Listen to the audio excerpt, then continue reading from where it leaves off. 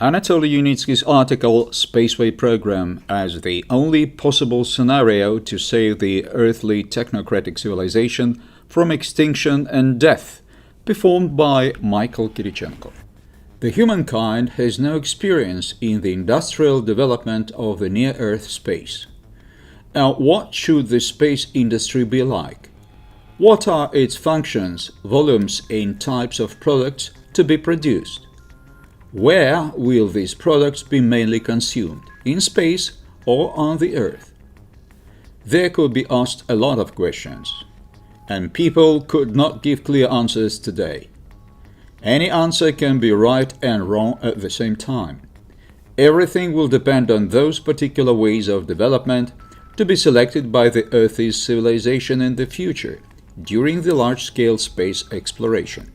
In fact, such objective reasons as the environmental restrictions, destruction and degradation of the living fertile soils, exhaustion of the Earth's raw materials, energy, spatial and other resources, the threat of the atmosphere overheating and the global adverse climate change, etc., should almost entirely move the material production sphere to the near space in the future. At the same time, the humankind as a biological species, like any other species of living organisms on our planet, is the product of 4 billion years evolution in the unique and special terrestrial conditions. We ideally fit the Earth's gravity, the magnetic and electric fields of the Earth, air saturated with phytoncides from the flowering plants, the spring water containing the trace elements we need, life-giving foods grown on fertile soil, which is the immune system of the terrestrial biosphere, and still many other things we don't even suspect, but without which we cannot exist not only today, but also in the foreseeable future. Nowhere in the immense universe, including the Moon and Mars, there can be no more suitable conditions for us, the Earthlings, than on our beautiful blue planet. Therefore, the main consumer of the future space industry products will be located on the Earth. Space industrialization means creation on the orbit of the conditions for production of various materials, energy, equipment, obtaining new information, carrying out technological processes, conducting scientific experiments. Therefore, a significant freight traffic is inevitable between the consumer of the material products, the humanity living on the Earth, and the production of these products placed on the near-Earth orbit. Since a person is primarily material, his consumption of the products for his own life necessities, food, water, air, etc., and of the industrial goods rising the comfort level of his existence, telephone, computer, TV, refrigerator, car, etc., depends on his ergonomics.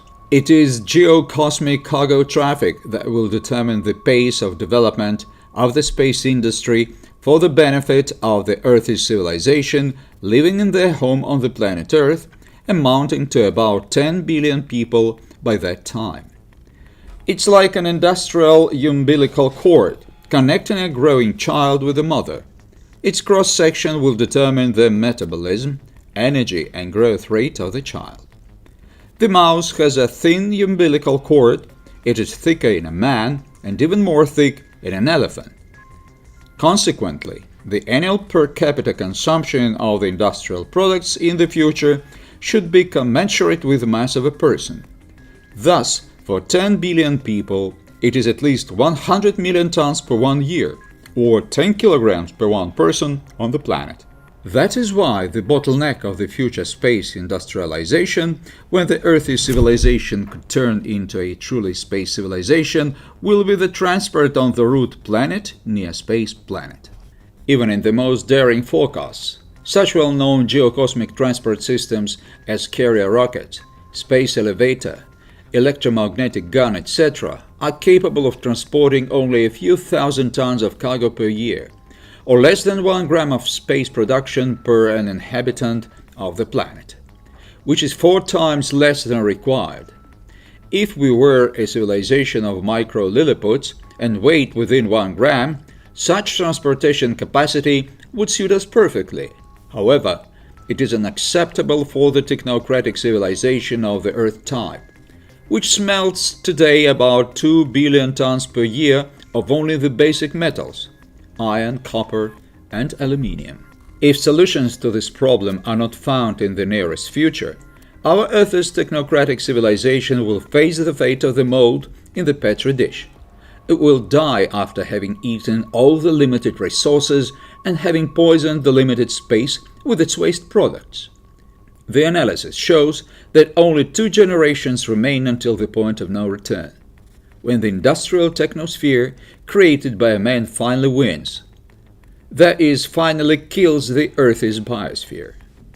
Today, and in the foreseeable future, the geocosmic transportation will be very expensive, at least $1 million per ton, taking into account the capital and operating costs in the most ambitious forecasts.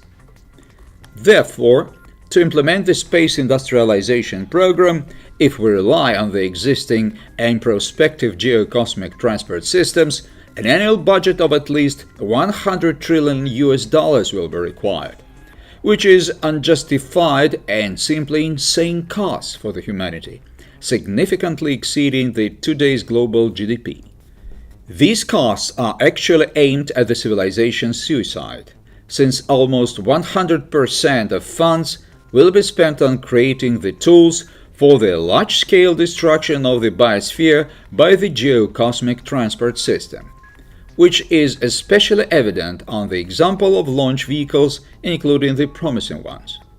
The environmental harm of the rockets is worth mentioning separately, since it is the rocket vector of space industrialization and exploration of the Moon and Mars that is considered the most priority by the experts today.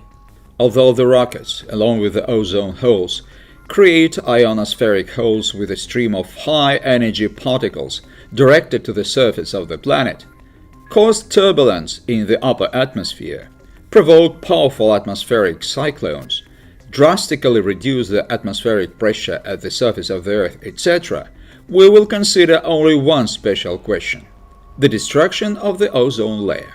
Back in the early 80s of the last century, there was evidence that more than 60% of ozone in the ozone layer of the planet was destroyed in the process of rocket launches.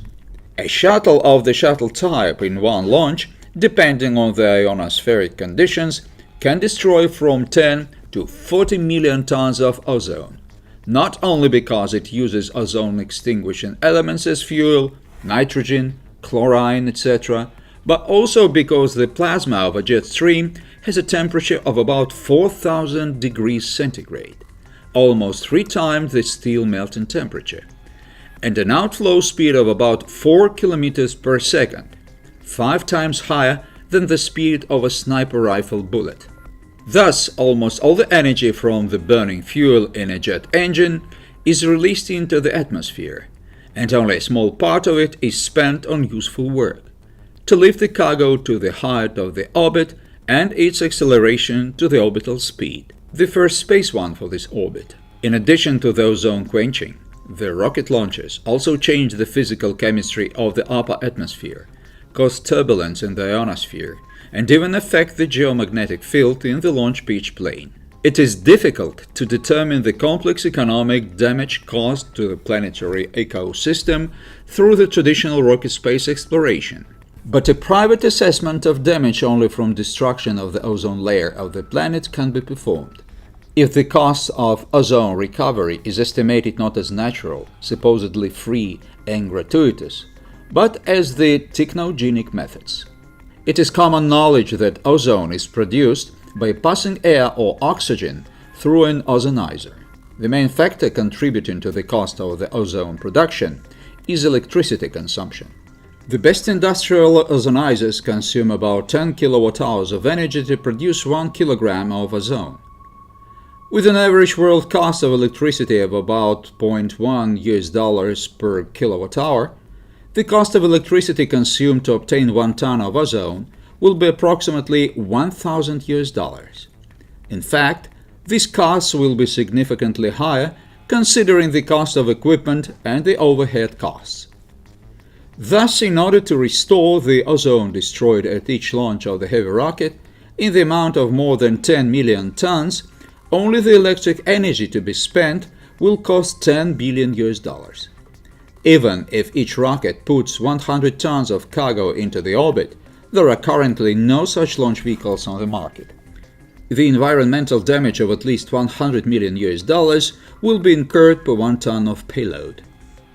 Consequently, the minimum environmental tax on development of the near-Earth space using the launch vehicles should be at least $100 million for each ton of output cargo. And no prospective reduction in the cost of launching rockets can reduce the cost of moving a ton of cargo into the orbit below $100 million. The harm that will be even more sensible in the future which rockets bring to our common home, the planet's biosphere. No less important is the location of the future extraterrestrial industry. It should be as close as possible to the consumer, that is, to the surface of the planet, where billions of people will live. Since the industry will include a huge number of components, factories, technological platforms, power plants, residential modules, etc., the orbits of their movement should not intersect. Otherwise, given the very high cosmic movement speeds, a destructive chain reaction of the entire system, the domino principle, may occur, which will cause death of thousands, if not millions, of people serving the space industry. Avoidance of such a catastrophe, which probability is not equal to zero, even with the most advanced control system, can only be reached by locating the space industry in the equatorial plane of the planet. In case of such location of the circular orbits, the velocity vectors of the cosmic bodies, being at an arbitrary time on the same vertical, are parallel to each other, regardless of the height of the orbit. In this case, the difference in absolute speeds of movement in the neighboring orbits is the smaller, the closer they are to each other. Therefore, here we can talk not about the possibility of collisions of the vehicles, for example in case of emergency, but about their contacting each other. It will also make it quite easy to move from orbit to orbit and exchange the raw materials, energy and products produced in the space between the neighboring orbits. Thus, the principle of exploration of the near-Earth space in the future in the equatorial plane differs significantly from the today's space exploration, where the orbits of the artificial Earth satellites and orbital stations are arbitrary and intersect each other. Thus, the principle of exploration of the near-Earth space in the future in the equatorial plane differs significantly from the today's space exploration, where the orbits of the artificial Earth satellites and orbital stations are arbitrary and intersect each other. We are located on the planet in a gravitational potential well from which we can get out, either by rising to the infinity or by flying out of it with the first cosmic velocity, equal to 7,919 meters per second, and not vertically up, by going to a circular orbit. Therefore, for each ton of cargo delivered into the orbit, it is necessary to bring at least 8.7 thousand kilowatt-hours of energy if you use the electrical energy generated by a thermal power plant. It will be equivalent to consumption of about 2.2 tons of fuel. Due to this reason, the geocosmic transport is very energy intensive and should have an efficiency as close as possible to 100% in order to avoid the global environmental problems. For example, a carrier rocket spends 20 times more fuel than it is required by the laws of physics, since almost all of its energy is not supplied to the cargo, but is emitted into the atmosphere. And taking into account the pre-flight, obtaining the fuel components, their cooling to cryogenic temperatures, etc., and flight costs, as well as the energy losses, the aerodynamic resistance, loss of lower stages and fairings, which manufacture consumes a huge amount of energy, etc., the overall energy efficiency of the launch vehicle is significantly worse than that of a steam locomotive. about 1%. When the cargo returns from the space to the Earth, the space vehicle is decelerated by the atmosphere.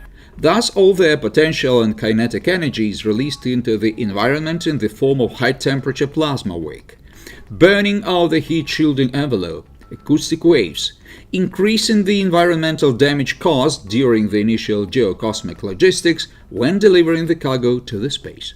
We do not know how technology will develop in the future, including the space technology, since we are not aware of the upcoming discoveries. The only thing we can state with complete confidence is that, whatever the technique may be, it will comply with the fundamental laws of nature. Such laws, repeatedly tested in practice, will remain fair at all times.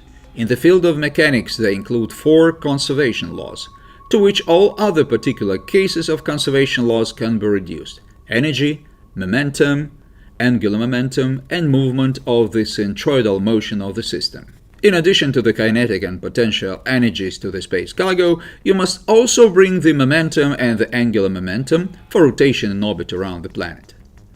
Since the near-Earth space industry should be created from the planet, according to the conservation laws, both excess energy equal to 100% minus the efficiency of geocosmic transport and the reverse impulse, like the recoil from a gun when fired, and the angular momentum, like the moment transmitted on the helicopter case from a rotating screw, should be transmitted to the planet. A rocket, for example, transmits this all to the planet not directly, but through an intermediary, represented by the atmosphere, throwing combustion products into it at a speed of about 4,000 meters per second, and with a temperature of about 4,000 degrees centigrade in its most vulnerable part, in the ozone layer and in the ionosphere. This causes turbulence, atmospheric and ionospheric vortices, and each time a rocket is launched, it leads to formation of ozone and ionospheric holes equal to the size of the territory of France. Many flaws of the rocket are caused not only by the ultra-high temperatures and jet flow rate, but also by the required ultra-high engine power, about 1 million kilowatts per ton of cargo. Imagine, for example, how much would a regular passenger car with an engine not with a power of 100 kilowatts but 1 million kilowatt cost. Imagine, for example, how much would a regular passenger car with an engine not with a power of 100 kilowatts but 1 million kilowatts cost. But the power of jet engines and acceleration, 30 to 50 meters per square second and more, could be significantly reduced to 1.5 meters per square second, which is acceptable for an ordinary passenger as well as in the traditional land transport. If it were possible to increase their effective operation period from 4-6 minutes to 120-150 minutes. However, this unfortunately cannot be done, because according to the laws of physics, the jet thrust would decrease with a decrease in the intensity of fuel burning, which during the flight should always exceed the starting weight. Thus, all rocket fuel would burn and the rocket would stand on the starting table without even moving. Thus, the basic conditions and requirements for space industrialization and geocosmic transport are as follows. The space industry should be placed in low circular orbits in the equatorial plane. The geocosmic transport should be designed not as a fixed structure, but as an aircraft.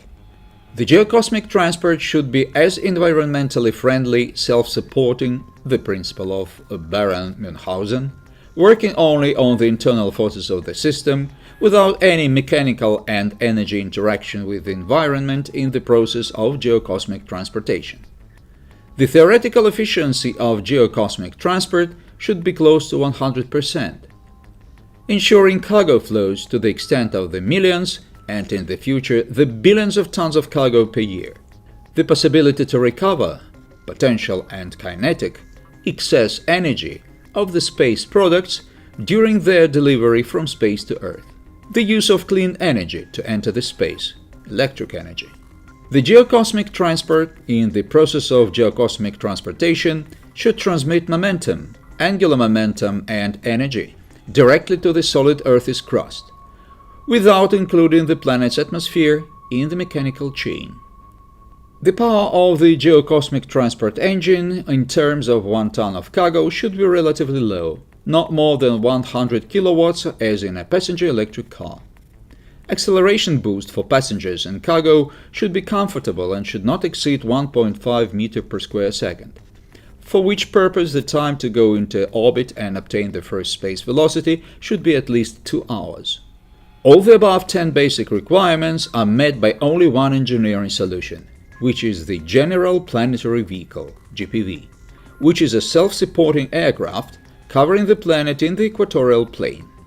The peculiarity of the GPV operation is that the spacewalk is carried out by increasing the diameter of its ring by 1.57% when lifting every 100 kilometers, and reaching at the calculated height, with passengers and cargo, the peripheral velocity of the body equal to the first space velocity. At the same time, the position of the center of mass of the GPV does not change in the process of going into space, it always coincides with the center of mass of the planet. Therefore, the regular movement, rising to a height and receiving the first space velocity at a given height, can be carried out only by the internal forces of the system, without any significant interaction with the environment. The optimal interval driving force for GPV is the excessive centrifugal force from a belt flywheel, accelerated in a vacuum channel, using a linear motor and a magnetic cushion to speeds exceeding the first space velocity up to 10 to 12 kilometers per second, depending on the ratio of the linear masses of the body and flywheel. This is not a very high speed. It is thousands times lower, for example, than the speed approaching 300,000 kilometers per second obtained on the same principles in the modern charged particles accelerators.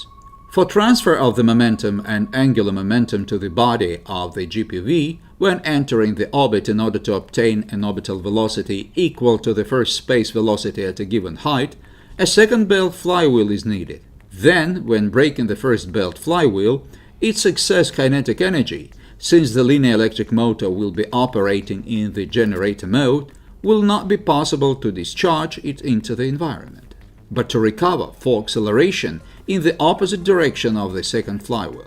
When a double pulse is received from acceleration of one and braking of the other flywheel, the maximum efficiency and maximum overall efficiency of the GPV will be achieved when rising to the orbit and when the body, with passengers and cargo, receives a peripheral speed equal to the first space velocity.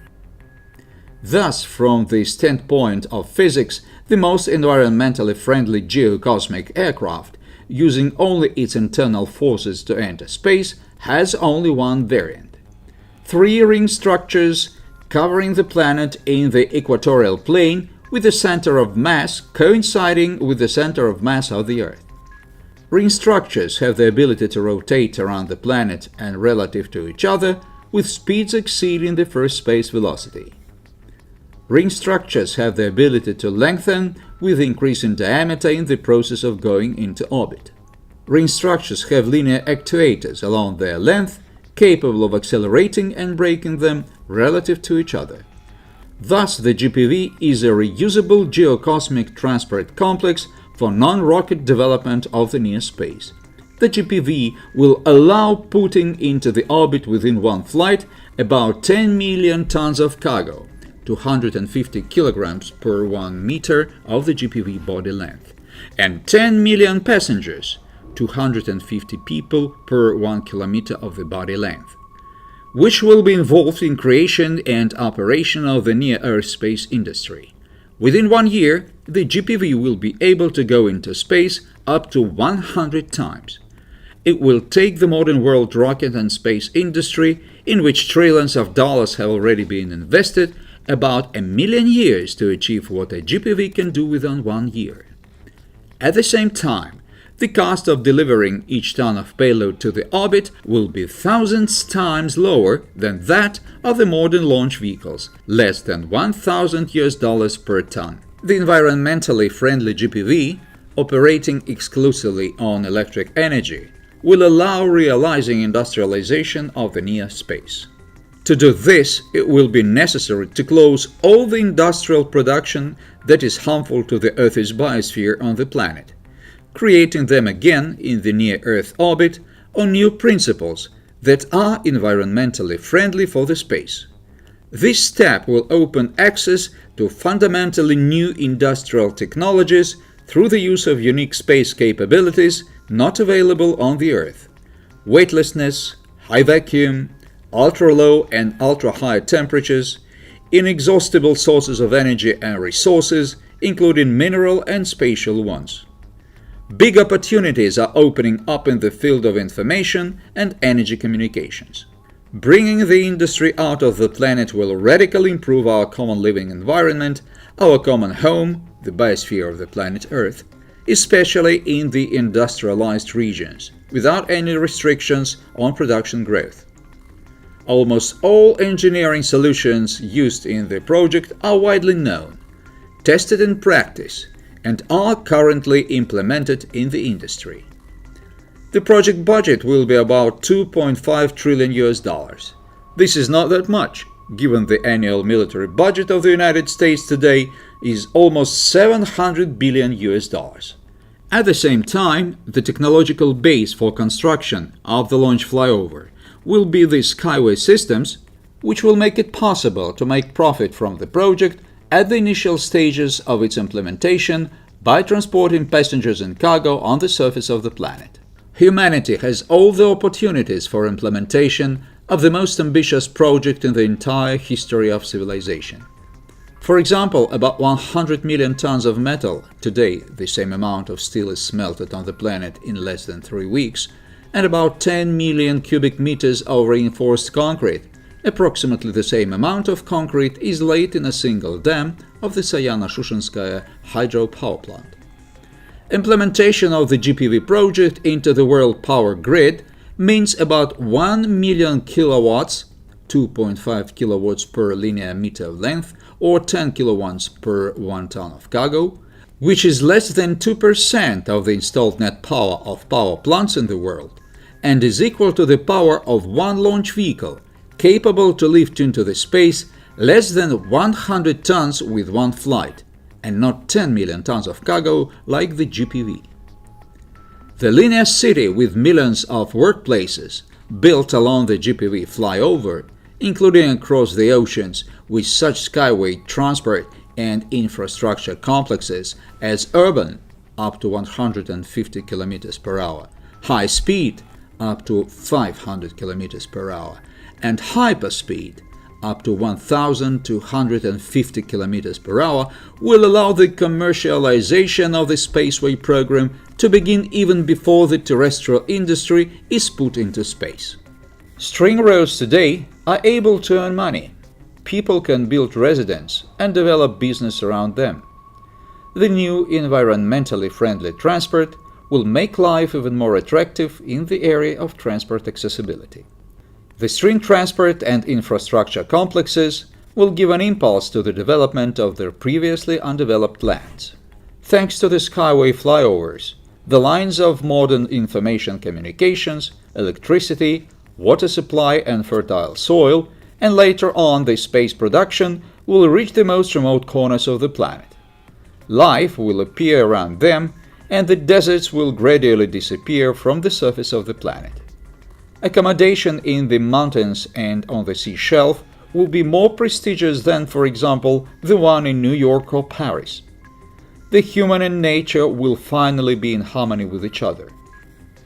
Besides this, the research and development work on the GPV will be carried out, which will require about 5% of the total project investment. Generally, it will take at least a couple of decades to solve all the engineering problems. Despite the fact that the work has been going on for many decades, the implementation of this large-scale project is hardly possible only using the efforts of the team created by the engineer and author of the GPV, Anatoly Yunitsky, more than 30 years ago.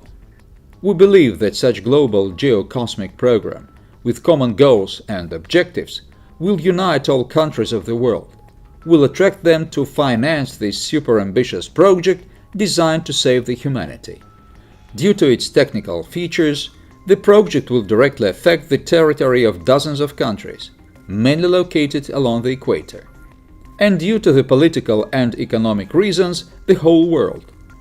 The GPV and the industrial necklace around the Earth will become an indispensable platform for advanced exploration of the deep space by reusable space vehicles, and a security circuit to prevent the space threats, including the meteoritic ones.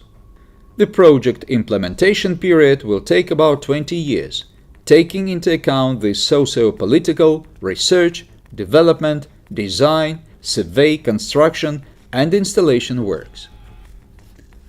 The world around us was created by the engineers, not the bankers, not the politicians, not the artists, but the engineers.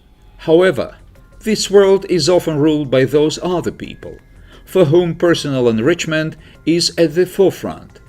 Those who naively believe that in the situation where the planet will be on the verge of destruction, money will be able to save them.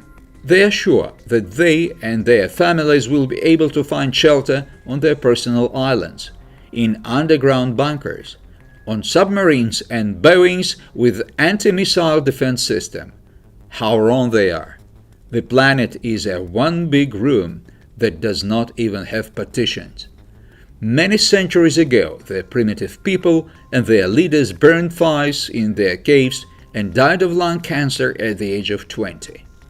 They were able to survive only due to the fact that they had guessed to move their primitive technologies, ordinary fire, beyond their home. So now we, the terrestrial civilization, should bring the technosphere outside of our home, the biosphere.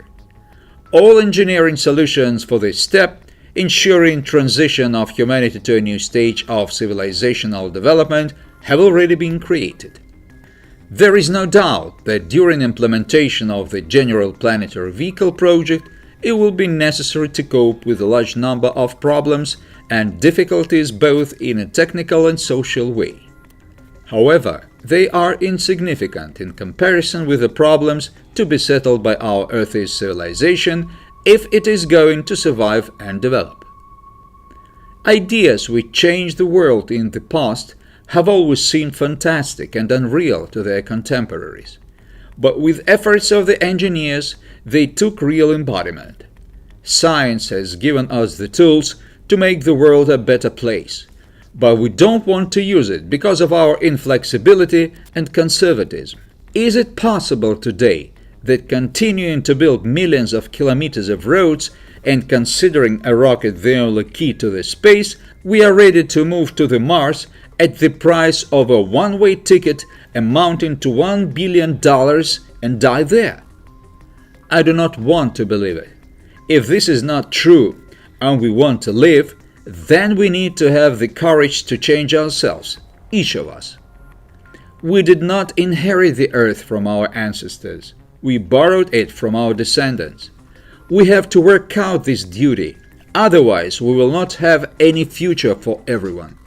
The Earth's technocratic civilization will disappear as a failed experiment of the universe.